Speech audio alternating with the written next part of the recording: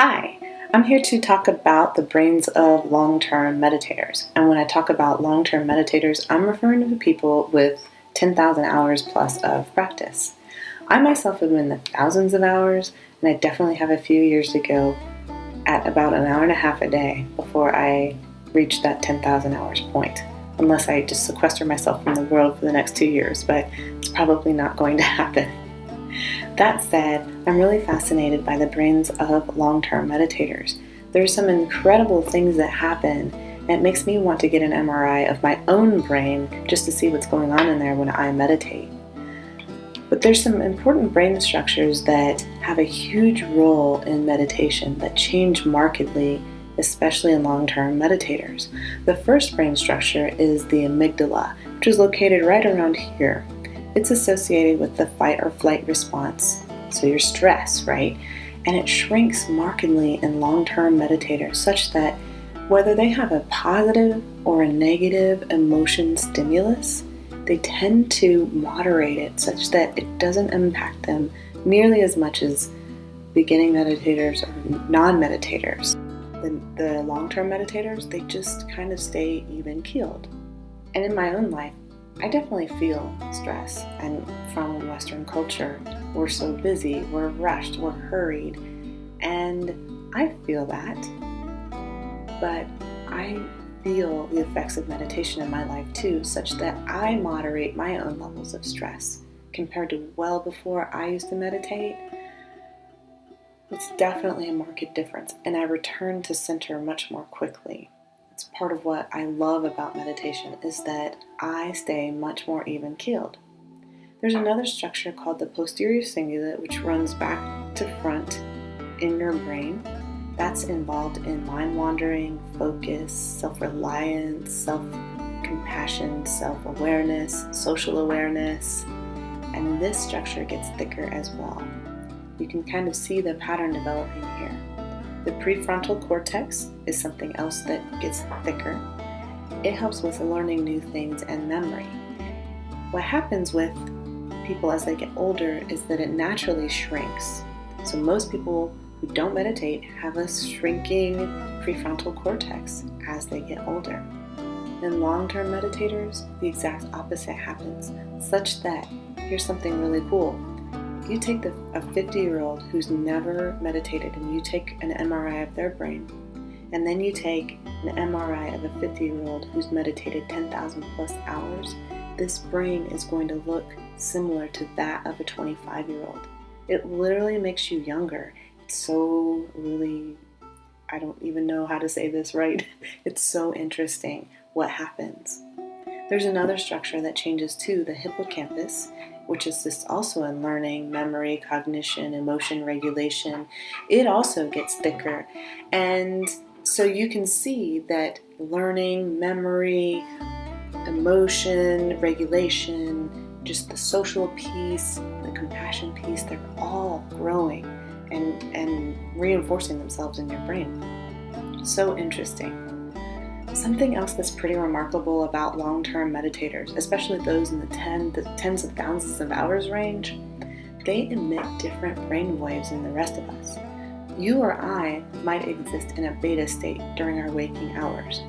If you were really relaxed or very chill, you might go into an alpha state. Theta state is deep meditation, light sleep. Delta waves are when you're really asleep.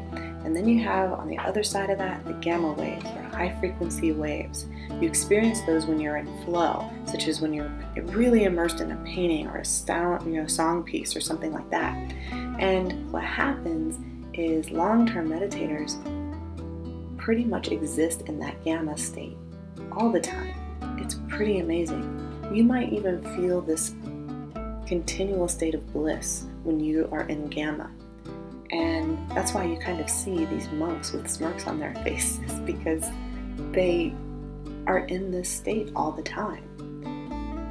Most of us experience that in much more brief bursts.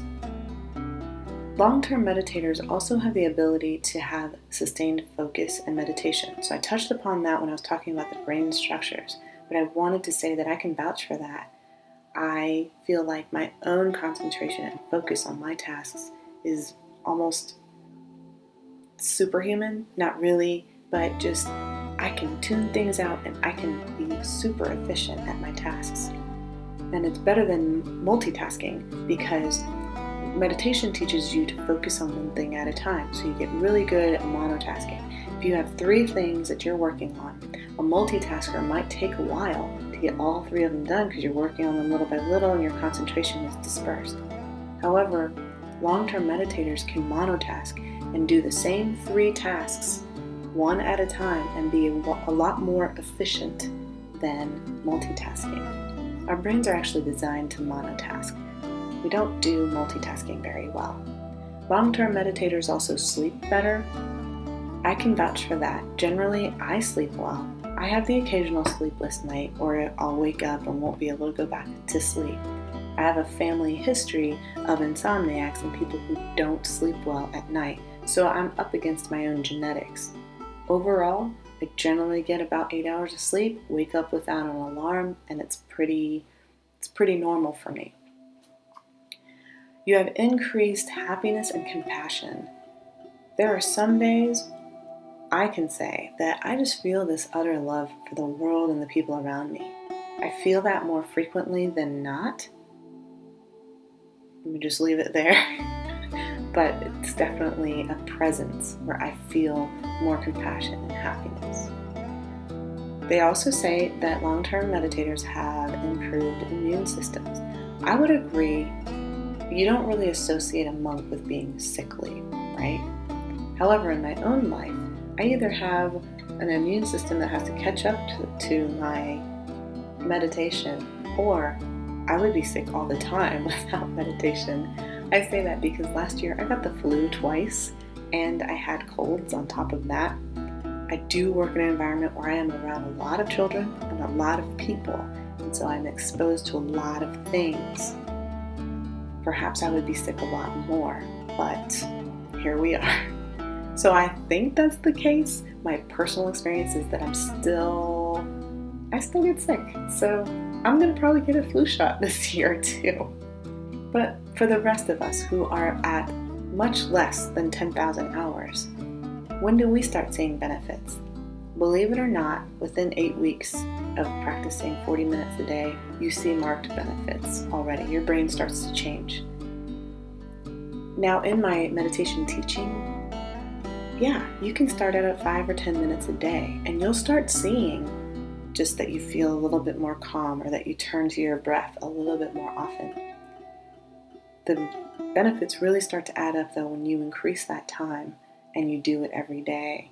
Then you really start to see the cumulative effects of a long-term meditation practice. Scientists aren't sure exactly how long it takes for everything to start changing, but it's definitely within weeks. You can see and feel better concentration, have better sleep, better compassion, and your overall well-being will improve. So I can vouch for all of those.